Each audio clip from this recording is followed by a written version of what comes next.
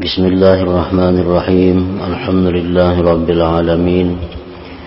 Wassalatu wassalamu ala asyrafil anbiya'i wal mursalin Sayyidina Muhammadin wa ala alihi wa sahbihi ajma'in.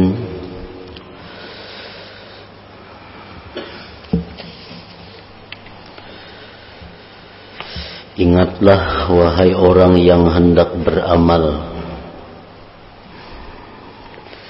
Ingatlah wahai orang yang hendak beramal, segeralah beramal. Segeralah beramal. Orang yang berniat tekun beribadah, hendaklah cepat-cepat memeras kemampuannya untuk mencapai kedudukan yang agung ini. Dan perlu diketahui bahwa semua ini sangatlah sedikit jika dibandingkan dengan apa yang menjadi kebutuhan dan dicari-cari serta diusahakan. Hendaknya diketahui pula bahwa secara umum hamba itu mesti melakukan 4 perkara, yaitu ilmu, yang kedua amal, yang ketiga ikhlas, dan yang keempat takut. Pada permulaan harus mengetahui jalan mana yang dituju. Itulah gunanya ilmu. Itulah manfaatnya ilmu, agar mengetahui jalan mana yang dituju. Apakah jalan yang diridhai oleh Allah atau jalan syaitan yang dimurkai oleh Allah. Lalu mengamalkan ilmu. Kalau tidak mengamalkannya ilmu, tentu terhalang. Kemudian ikhlas beramal. Kalau tidak, tentu rugi. Selanjutnya tidak boleh berhenti takut dari penyakit-penyakit, afat ilmu, cacat-cacat amal, dan afat penyakit-penyakit ikhlas, sehingga merasa aman jika tidak. Tentu menjadi orang yang terbujuk syaitan, magrur ngarannya.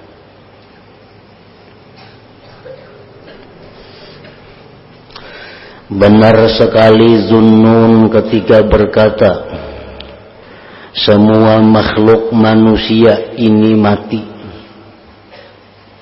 Artinya kadada bermanfaat.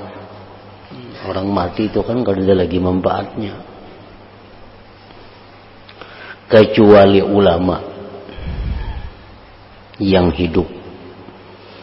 Selain daripada ulama, itu adalah mati. Ulama itu seluruhnya tidur, kecuali ulamaul amilin yang mengamalkan ilmunya. Dan semua ulamaul amilin tertipu syaitan, kecuali yang ikhlas. Dan semua orang yang ikhlas berada pada kekhawatiran yang besar. Sebab ikhlas itu sewaktu-waktu bisa hilang, sewaktu-waktu itu bisa rusak. Nah, sangat mengherankan adalah 4 perkara ini. 1. Orang yang berakal tetapi tidak alim, artinya tidak mengetahui hukum-hukum Allah. Orang semacam ini apakah tidak menaruh perhatian untuk mengetahui apa yang berada di hadapannya? Apakah ia tidak merasa perlu mengetahui apa yang akan dilihatnya sesudah mati? Dengan memikirkan dalil-dalil, suri teladan, mendengarkan ayat-ayat Allah dan ancaman-ancamannya. Allah Ta'ala berfirman, awalam yanzuru fi malakutis samawati wal ard wa ma khalaqallahu min syai'. Artinya, apakah orang-orang itu tidak merenungkan kerajaan langit dan bumi serta apa yang diciptakan oleh Allah? Dan firman Allah Ta'ala, ala yazunnu ulaika annahum mab'uthun liyaumin azim. Artinya, apakah orang-orang itu tidak mempunyai sangkaan bahwa mereka akan dihidupkan kembali pada hari yang mengerikan? Nah, itu adalah dalil-dalil yang menyuruh kita agar kita menuntut ilmu,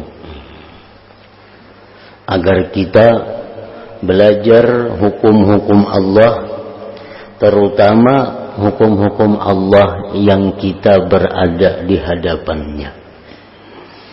Hukum Allah itu sangat banyak dan kita kada diwajibkan untuk mempelajari keseluruhnya. Yang diwajibkan kita itu mempelajari apa-apa yang kita perlukan dalam kehidupan sehari-hari ini. Contohnya, orang yang tidak punya harta itu kada diwajibkan dia belajar mengenai tentang zakat. Orang yang tidak akan melaksanakan siwa menyiwa, tidak diwajibkan dia belajar tentang siwa menyiwa. Orang yang tidak akan kawin, tidak diwajibkan dia belajar tentang hak-hak suami istri. Nah, jadi hukum Allah itu sangat banyak, namun yang diwajibkan kepada kita itu apa-apa yang ada di hadapan kita. Orang yang tidak berdagang, dia tidak wajib belajar ilmu agama tentang berdagang. Orang yang tidak akan naik haji tidak wajib belajar tentang manasik haji. Nah, jadi ilmu walaupun banyak, tapi yang ditujukan kepada seseorang itu hanya sedikit. Oleh karena itu sangat heran apabila ada orang yang tidak mengetahui tentang hukum yang ada di hadapannya, padahal itu kada banyak.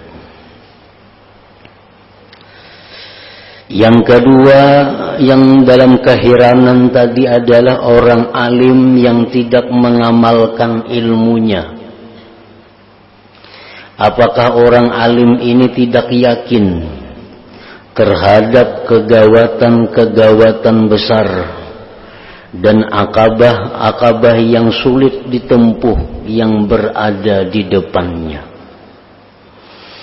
Apa yang diketahui orang alim ini adalah suatu kejadian yang amat gawat yang kalian pada berpaling. Yang ketiga, yang aneh heran, orang yang beramal tetapi tidak ikhlas. Apakah orang semacam ini tidak merenungkan firman Allah Ta'ala, "Faman kana yarju liqa'a rabbih فَلْيَعْمَلْ عَمَلًا صَالِحًا وَلَا يُشْرِكْ بِعِبَادَةِ رَبِّهِ أَحَدًا."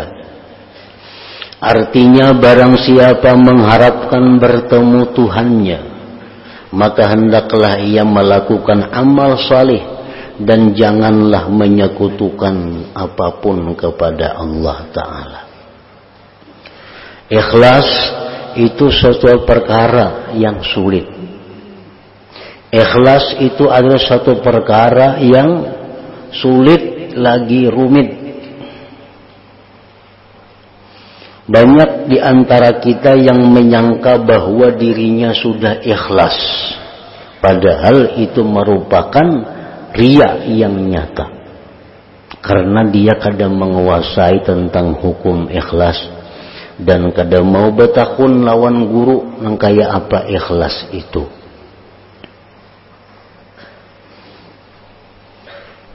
Banyak demikian terjadi, merasa bahwa dirinya itu ikhlas. Nah, merasa ikhlas.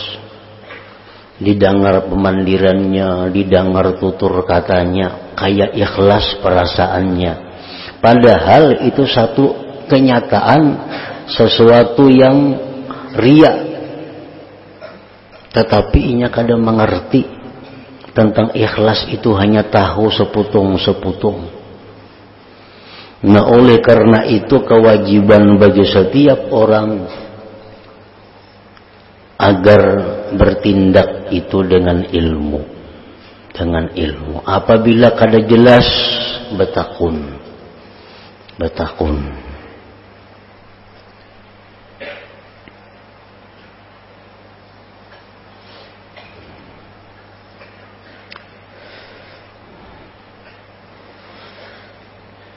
Empat, yang heran itu orang alim yang mengamalkan ilmunya dengan ikhlas tetapi tidak takut akan tindakan Allah.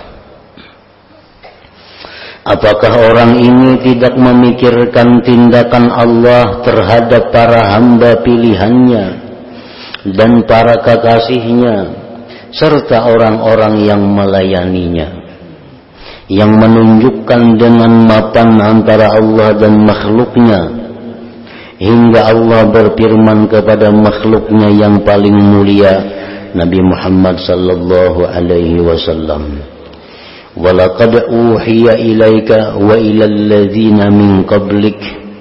Artinya benar-benar Allah telah mewahyukan kepadamu dan kepada orang-orang sebelummu. Dan sebagiannya sampai-sampai diceritakan bahwa Rasulullah sallallahu alaihi wasallam bersabda, "Syayyabatni Hudun wa akhawatuha." Artinya yang membuat beruban adalah surah Hud dan sebangsanya. Surah Hud itu banyak cerita-cerita tentang bagaimana kutukan Allah kepada suatu bangsa. Surah Hud itu banyak menceritakan bagaimana orang-orang yang terperdaya. Nah, Nabi kita membaca surat Hud itu takut sampai-sampai sidin beruban. Nah, karena merenungi kandungan yang ada di dalam surat Hud dalam Al-Quran itu. Ringkas masalah ini perinciannya adalah apa yang difirmankan Tuhan seru sekalian alam dalam 4 ayat dari kitab suci Al-Quranul Karim. Afa hasibtum annama khalaqnakum abasa wa annakum ilayna la turja'un. Artinya, apakah kalian mengira bahwa sesungguhnya kami menciptakan kalian dengan sia-sia dan bahwa kalian tidak akan dikembalikan kepada kami? Apakah macam itukah mengira bahwa manusia ini diciptakan sebagai yang sia-sia? Manusia ini kada akan dikembalikan kepada Tuhan? Jangan disangka demikian. Kemudian firman Allah Ta'ala, "Wal tanzur nafsum ma qaddamat lighadi wattaqullah innallaha khabirum bima ta'malun." Artinya, dan hendaklah orang melihat apa yang diajukan untuk hari esok dan bertakwalah kalian kepada Allah. Maksudnya hari esok itu hari kiamat, hari sesudah kematian. apa yang disiapkan untuk itu. Sungguh Allah waspada terhadap apa yang kalian perbuat. Dan firman Allah Azza wa Jalla, walladzina jahadu fina lanahdiyannahum subulana. Artinya orang-orang yang bersungguh-sungguh dalam mencari keridhaanku, pasti aku tunjukkan mereka jalan menuju keridhaanku itu. Siapapun yang hendak jadi orang baik, Allah pasti menolongnya menjadi orang yang baik. Itu Allah berjanji di dalam Quran. Asal bersungguh-sungguh hendak jadi orang baik, Allah pasti menolong. Bersungguh-sungguh hendak jadi orang yang tobat, Allah pasti menolong. Nang Allah kada menolong tu nang setengah-setengah. Asa hendak asa kada, asa hendak asa kada. Nah itu kada ditolong Tuhan. Amunnya bujur-bujur ditolong Tuhan. Jangan hendak mengingun, jangan hendak memelihara kesalahan yang sudah nyata salah dengan harapan kaina memperbaiki. Nah ini contoh orang yang ditipu oleh syaitan. Tahu pada diri salah, tahu pada diri luput, cuma kada hendak merubah diri ditulusakan. Kalau kukaina bebaik hadiri, nah itu tipu daya syaitan. Rubah dengan sungguh-sungguh, Allah pasti menolong, Allah pasti memberikan jalan untuk itu. Ada dua penyakit yang umumnya melanda orang-orang awam. Satu, merasa bujur padahal kada bujur. Banyak itu. Asalnya asa ikhlas padahal kada. Asalnya asa baik inya padahal kada. Nah ini sulit. Asalnya itu perkiraannya, sangkaannya, tingkah lakunya selama ini tuh bujur. Hatinya selama ini baik. Padahal banyak kada tahu. Padahal apa nang keadaan yang inya alami itu sangat salah. Banyak itu yang terjadi. Ini umumnya melanda bagi orang yang setengah-setengah mengaji, setengah-setengah menuntut ilmu. Perasaannya kayak ini asa bujur, perasaannya kayak ini asa sembahyang asa khusyuk, perasaannya beribadah kayak ini asa hadir hati, perasaannya yang kayak ini asa baik. Belinya hendak apa nang di cita-citanya takabul, asalnya itu tanda disayangi Tuhan. Nah ini perkiraan-perkiraan nang luput dari manusia nang awam nih, nang berisi ilmu cuma seputong-seputong. Hidupnya merasa nyaman, rezekinya merasa luas, apa nang dikehendakinya bina kabul, orang bina sayangan lawan inya. Dikiranya dirinya sudah baik, luput. Samuan itu bukan tanda baiknya diri. Rezeki luas, umpamanya awaknya sihat, orang katujuan lawan inya, itu bukan tanda dirinya baik, bukan. Itu barangkali tipuan syaitan lawan inya. Nah itu yang banyak mencelakakan manusia. Yang kedua, orang yang mengaji juga setengah-setengah mengaji, merasa dirinya ini kada baik, memang kada baik. Merasa dirinya ini kada baik karena masih ada berdusta umpamanya, atau masih suka nyambati orang, atau masih ada berusaha nang jalan haram, lalu merasa dirinya ini kada baik. Bujur merasa diri kada baik, memang itu kada baik, tapi kada mau mengubah dirinya. Nah, kada mau mengubah dirinya, mengharapkan syafaat-syafaat, mengharapkan berkat-berkat. Nah ini tertipu daya juangannya.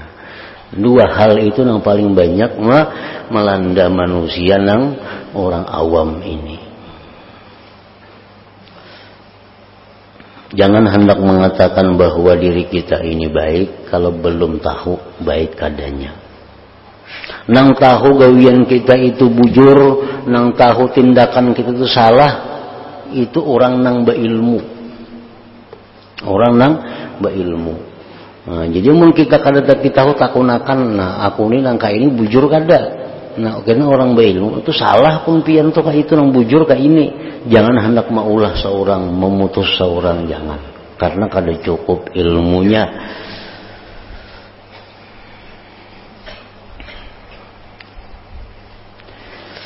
Wa man jahada fa innama yujahidu li nafsihi innallaha la ghaniyyun 'anil 'alamin. Artinya barang siapa memerangi nafsunya, maka sebenarnya ia berperang untuk dirinya sendiri. Sungguh Allah Ta'ala maha kaya, tidak perlu dari seluruh alam. Orang yang bersusah payah memperbaiki dirinya, hasilnya untuk dirinya juga. Bukan untuk Allah. Allah maha kaya. Abang kita berhimat, bersungguh nuntut ilmu sehingga menjadi alim. Sagan siapa nang nyamannya, sagan inya juga. Kalau pang sagan Tuhan, kada ada sangkut pautnya lawan Tuhan. Tuhan kada mengurus itu. Tuhan kita hendak jadi alim, hendak jadi kada, hendak Tuhan kada terganggu. Lain kita lawan anak, mun anak nakal kita susah. Kalau anak pintar kita nyaman. Kalau anak jaya kita umpat jaya. Kalau anak melarat kita umpat melarat. Itu manusia. Kalau Allah Ta'ala ini kita hendak taat, kita hendak maksiat, kita hendak jadi orang. Tuhan kada ada sangkut paut, Tuhan kada tergantung lawan kita ini. Tuhan tetap maha besar dengan kebesarannya, Tuhan maha kuasa dengan kekuasaannya, Tuhan maha jaya dengan kejayaannya. Ada orang yang jaya dengan ilmunya, begitu ilmunya hilang, hilang kejayaannya.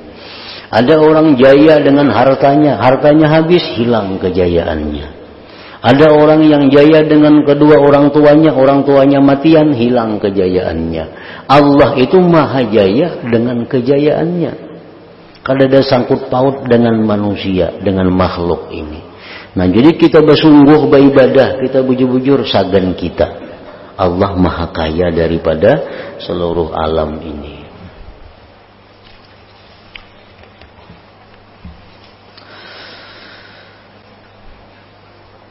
Aku mohon ampun kepada Allah Ta'ala, ujar pengarang, dari segala apa yang menyebabkan terpelisitnya telapak kakiku, atau menjadikan melampau batas pinahku. Dalam mengarang kitab ini Sidin mungkin ada terpelisit, mungkin ada melampau batas. Nah, Sidin minta ampun kepada Allah. Aku mohon ampunan kepadanya dari semua ucapanku yang tidak sesuai dengan amalku. Aku minta ampun dari semua ucapanku yang tidak sesuai dengan amalku. Aku memohon ampun kepada Allah dari segala apa yang ku akui dan ku nampakkan, yaitu mengaku mengetahui tentang agama Allah. Sementara itu aku gegabah dalam melaksanakannya. Aku mohon ampun kepadanya dari setiap gerak hati yang mendorong diriku untuk menghiasi diriku dalam kitab yang kutulis, atau pembicaraan yang kususun, atau ilmu yang kuajarkan. Aku memohon kepada Allah, semoga Dia Allah berkenan menjadikanku dan kalian semua, wahai para saudaraku, bisa mengamalkan apa yang kita ketahui dan hanya mengharapkan ridhanya Allah Subhanahu wa ta'ala. Semoga Allah tidak menjadikan ilmu yang kita ketahui sebagai sebab kerusakan kita. Semoga Allah tidak menjadikan ilmu yang kita ketahui sebagai sebab kerusakan kita. Karena ilmu itu pada dasarnya adalah sesuatu kebaikan. Ilmu agama, ilmu tentang syariat Allah, ilmu tentang hukum Allah, itu sebenarnya suatu kebaikan. Cuma ada sedikit manusia yang menjadi hancur dengan ilmunya. Sebagaimana juga manusia itu hancur dengan tidak ada ilmu. Jadi sama, berimbang aja. Banyak manusia yang hancur karena kada ilmu. Tapi banyak juga manusia yang dihancurkan oleh ilmunya. Nah, manusia yang dihancurkan oleh ilmunya itu manusia macam apa? Manusia-manusia yang karena dia punya ilmu, lalu dia gunakan ilmunya untuk mencari kekuasaan duniawi. Dia gunakan ilmunya untuk mencari pangkat kehormatan dunia. Dia jadikan ilmunya untuk alat sebagai mengumpul harta kekayaan dunia. Dia jadikan ilmunya untuk kesombongan kepada manusia. Nah, itu orang-orang yang dihancurkan oleh ilmunya. Jadi kalau manusia banyak hancur karena kada ilmu, manusia banyak juga hancur karena ilmu. Nah, Imam Ghazali dalam penutupan kitab ini, beliau memohon kepada Allah Subhanahu wa ta'ala agar tidak menjadikan ilmu yang kita ketahui sebagai sebab kerusakan kita. Semoga Allah berkenan meletakkan ilmu kita pada timbangan amal-amal saleh. Nah, semoga Allah berkenan meletakkan ilmu kita pada timbangan amal-amal saleh. Itu artinya ilmu yang bermanfaat. Nah, ilmu yang bermanfaat itu andaknya di akhirat kaina di timbangan amal-amal kebaikan. Sedangkan ilmu-ilmu yang kada bermanfaat itu nah diletakkan dalam amal-amal kejahatan. Sama kayak orang berisi pisau. Sama orang berisi pisau. Dengan pisau dia bisa ambil manfaat. Dengan pisau dia bisa jadi mudarat. Nah, bila pisau digunakannya untuk yang baik-baik, untuk memutung ini, memutung sayur, memutung daging, memutung iwak, memutung apa, nah pisau bermanfaat lawan dirinya. Tapi bila pisau digunakannya untuk mencucuk orang lain, melukai orang lain, itu pisau jadi mudarat lawan inya. Pisaunya sama, pisau itu juga. Nah, sama ilmunya Al-Quran juga, ilmunya hadis juga. Tapi penggunaannya itu yang bisa memanfaatkan lawan dia, bisa memudaratkan lawan inya. Ilmu yang bermanfaat jatuhnya kepada timbangan amal saleh. Semoga Allah berkenan meletakkan ilmu kita pada timbangan amal-amal saleh kita. Amal-amal itu dikembalikan kepada kita. Allah Ta'ala adalah zat yang maha pemurah lagi maha mulia. Syekh Abu Hamid Al-Ghazali radhiyallahu anhu menutup kitabnya dengan berkata, semoga apa yang kututurkan di atas adalah hal-hal yang aku inginkan menuturkannya dalam menerangkan cara-cara meniti jalan akhirat. Dan aku telah memenuhi apa yang menjadi maksudku. Tiada lain aku memuji Allah yang lantaran nikmatnya semua perbuatan baik menjadi sempurna, dan sebab anugerahnya berkah Allah yang bermacam-macam lalu turun. Jadi kitab yang kita baca ini dari jilid 1 sampai jilid 5 yang terakhir ini, itu intinya hanya beberapa hal. Pertama, intinya adalah bagaimana agar amal ibadah kita itu sah. Amal ibadah kita itu sah. Itu intinya. Yang kedua, agar amal ibadah kita yang sah itu diterima oleh Allah Subhanahu wa ta'ala. Nah, yang ketiga, agar amal ibadah kita itu makin hari makin baik kualitasnya. Yang ketiga, agar amal ibadah kita itu makin hari makin baik kualitasnya. Nah, yang keempat, agar amal ibadah kita ini bukan hanya diterima Allah, tapi bisa sampai kita nikmati di akhirat kaina. Nah, itu inti dari kitab nang panjang lebar ini. Itu aja sama dengannya. Kayak apa cara supaya ibadah kita sah? Kayak apa cara ibadah kita itu supaya diterima Allah? Kayak apa cara supaya ibadah kita itu tiap hari makin baik kualitasnya? Nah, yang keempat, kayak apa cara ibadah kita ini agar bisa kita nikmati pahalanya di akhirat kelak. Nah, itu. Karena ada amal tapi kada sah, kada ada gunanya. Ada amal yang sah tapi kada diterima, sama aja. Ada amal yang diterima tapi kualitasnya kada bertambah, rugi. Ada amal yang diterima, yang sah diterima, kualitasnya makin bertambah, tapi kada sampai mati amalnya habis, sia-sia juga. Nah, jadi 4 macam itu inti daripada kitab Minhajul Abidin ini. Wa sallallahu ala khairi maulud da'a ila afdali ma'bud sayyidina Muhammadin nabi wa ala alihi wa sallama tasliman katsiran tayyiban mubarakan fi ala kulli hal ila hadratin nabi sallallahu alaihi wasallam. Al-Fatihah. A'udzubillahi minasyaitonir rajim.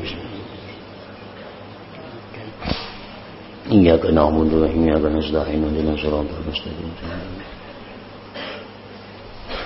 Bismillahirrahmanirrahim. Alhamdulillah rabbil alamin. Wassalli wa sallim ala sayyidina Muhammad wa alihi wa sahbihi ajma'in. Allahumma ighfir lana ma akhta'na wa ma ta'ammadna wa ma asrarna wa ma 'alanna wa ma asrafna wa ma anta a'lam bihi minna. Antal muqaddim wa antal muakhir, la ilaha illa anta. Allahumma anfa'na bima 'allamtana wa 'allimna ma yanfa'una wa zidna fahman wa ilman wa 'amalan wa hudan wa tawfiqa bi rahmatika ya arhamar rahimin. Sallallahu alaihi wasallam Muhammad wa alihi wa sallam. Alhamdulillah rabbil alamin.